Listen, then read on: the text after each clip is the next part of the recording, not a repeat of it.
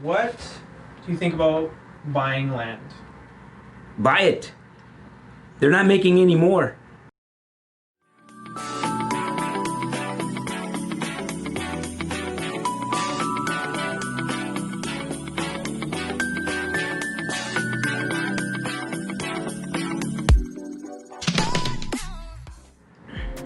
Alfonso, what do you think about buying land? Buy it. They're not making any more.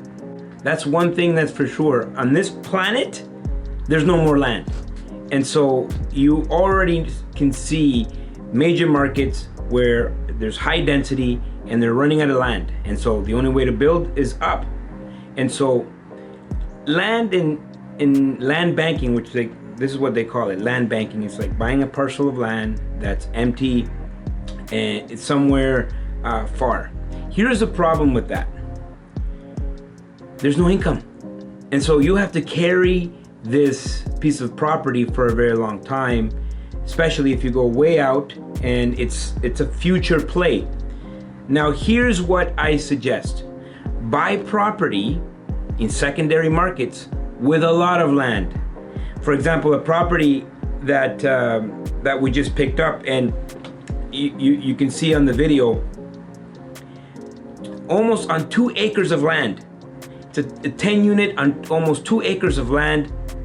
So now we have income from the property, and now we have another 1.5 acres for future development. And so that's my style of buying land. Buying land, maybe there's a little duplex or a triplex, and I'm looking 25 years into the future where I'm gonna be able to develop that land, and maybe even shorter than that, maybe 5 years.